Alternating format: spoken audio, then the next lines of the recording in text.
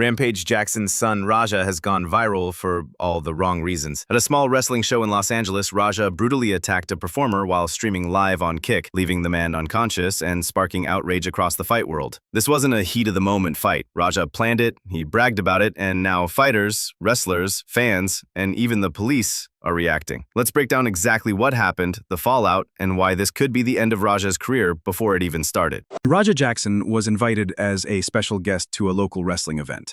Everything was fine until a performer, Psycho Stu, smashed a can on Raja's head. It was reckless, yes, but Stu thought Raja was part of the show. Other wrestlers immediately stepped in, telling Raja it was out of line, and to his credit, Stu apologized 3 separate times within minutes. The situation should have ended there, but it didn't. You don't need to worry about him. You need to be worried about Psycho Stu. Psycho Stu? What, you don't know me? Hell no. Yeah. Hey, I think that's a little... Oh! You're good. What the fuck was that? You don't sell it? Dude, he's not a fucking Bro. worker, bro. You know what's the good thing about this? Now I can make it something. Because I'm going to have you run in and fuck that motherfucker up in the mat. You ready for that? Yeah. Hell yeah. Hell, Talk to the president. yeah. If you can do that for me, I'll be cool. I apologize. I appreciate it. I didn't know. I thought you were working. You stayed on camera. I get it. We're working out. Instead of moving on, Raja turned to his Kick live stream. For nearly an hour, he sat at ringside, scrolling chat. Viewers spammed insults, calling him soft if he didn't retaliate, and Raja fed into it. On camera, he promised he would get Stu back in the ring. That's not heat of the moment, that's premeditation. Streamed live. I'm gonna really have to show him, like, nigga, you can't just hit a fucking can on my goddamn face. I'm really going to hit him, I'm telling you. I'm dead serious, this shit's not gonna be scripted, I'm telling you. I know all wrestling is script, I'm talking about what I'm gonna do to the guy. I'll tell you guys this, they told me to hit him and just leave. Somebody who pull me off of him will leave. I'm telling you.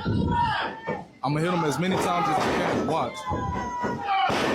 No, they didn't tell me to fake hit him, they said I could hit him for real. When the match came, Raja charged the ring and unleashed over 20 unanswered punches. Stu was knocked unconscious, motionless on the mat, while others rushed in to stop the beating. And what did Raja do next? He went right back to his phone, more worried about his live stream chat than the man he just hospitalized.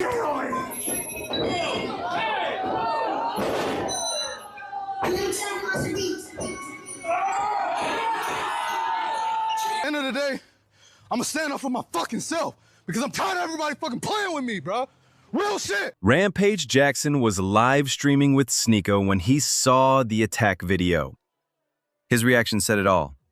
Stunned, heartbroken, and he shut the stream down after receiving a message that police were looking for his son. Later, Rampage released a formal statement blaming bad judgment, noting Raja had recently suffered a concussion and saying he never condones violence outside of competition, but fans weren't convinced, especially after an old Rampage clip resurfaced where he admitted saving bail money for Raja instead of college tuition. Paying for it?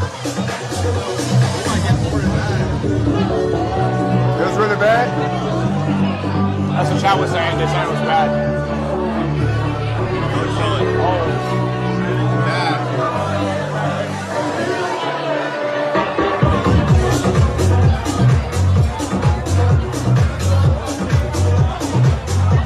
I hope it was staged. I hope it's staged because sometimes people do hardcore. And the backlash came fast from across the combat sports world. Ryan Garcia stated, "This is the worst thing I've watched in a minute. Streaming culture makes people do irrational things." Rusev. Douglas Malo. I talk to the person out front with the radio. I walk back to the ring. I see the slam. I see the first punch, second punch, and by then I'm at people in front of me and I just start moving. I kind of wish I would have just sprung on like the slam. So that's where I'm at. I mean, honestly, there's nothing worse than you watch somebody you care about. He's a veteran. He's me. And these are people who are supposed to love him. And I'm the only one on the outskirts to be told to watch this, apparently. And then I'm in there and I'm battling, I'm doing whatever, trying to like work this, and I'm telling the guy to calm down, and now he's trying to fight me. It's all fucked. JD from UI. DJ Sapp, LAPD, confirmed they are actively investigating. This wasn't about a can. It wasn't about wrestling. It was about clout. Raja let his livestream chat push him into violence, live on camera, and now he's looking at possible criminal charges and the destruction of his MMA career before it even began. This is the toxic side of streaming culture, where people risk everything just to avoid looking weak online. And before we wrap, let's talk about Israel Adesanya, because fans thought he pulled one of the wildest moves ever. For the past year, rumors kept popping up online that Izzy finessed his ex by hiding his money in his mom's name, basically pulling a soccer player-style scheme so he wouldn't have to pay her anything. Fans ate that story up, and every few months, the rumor came back with a new twist. But here's the shocker. Izzy says it's completely false, straight up fake news.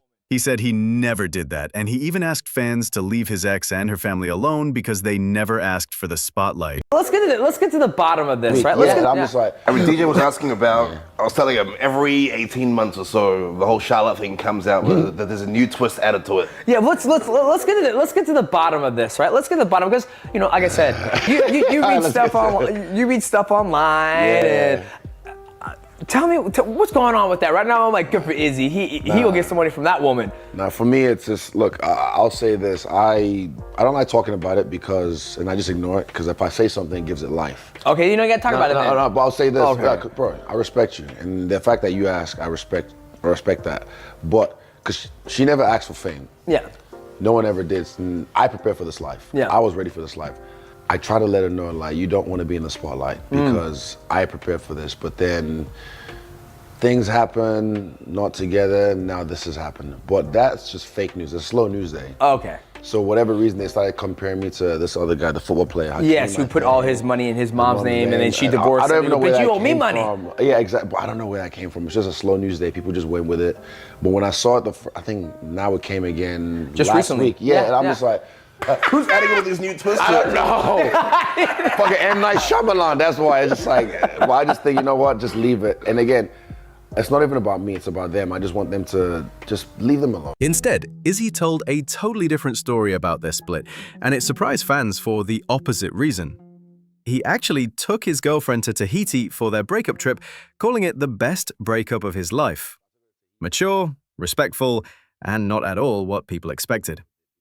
He also gave fans one of the coldest one-liners of the year: "I'm not emotionally available. No victims, only volunteers." That's already being clipped and memed everywhere. And to top it off, Izzy admitted he wishes he had someone who was with him shooting in the gym before the fame, like Conor McGregor's Dee Devlin or Mighty Mouse's wife. Raw honesty, flipping the narrative completely on its head. Family as well. Of course. My last girlfriend was the best breakup I ever had as well. Gotcha. If you're gonna break up with well, not anymore. But if I'll say, young man, if you're ever gonna break up with a girl, take her on holiday. So I took her to Tahiti, and then it was smooth the way we kind of just ended it because she's mature, she understood the business, she understood what I was doing, and I felt like it helped me become even a better athlete afterwards. Also, one thing, I think one time I told you, when I saw the picture with you kneeling in front of her in that pose, I was like, man, that's a fucking, you should frame that and just put that somewhere because you guys have been together for almost 20 years. Yeah. My wife. 20 years. Yeah.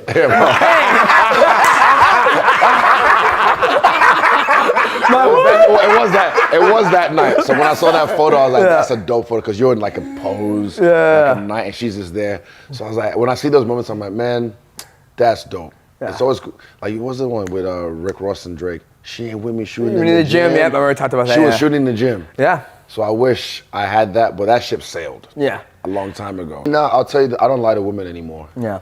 Because I don't know why. What do you tell them? What do you tell them? The truth. What's the truth? I'm not emotionally available. Oh, there you go. Nah, but I like a bitch if I'm not saying the truth. So I just tell them what it is. Yep. If it hurts them, if it hurts me, if it ends it, as long as I say what it is, then they know what they're getting into. Gotcha. So then there's no victims, there's only volunteers. Gotcha. So then it's like, I volunteer for the slaughter tonight.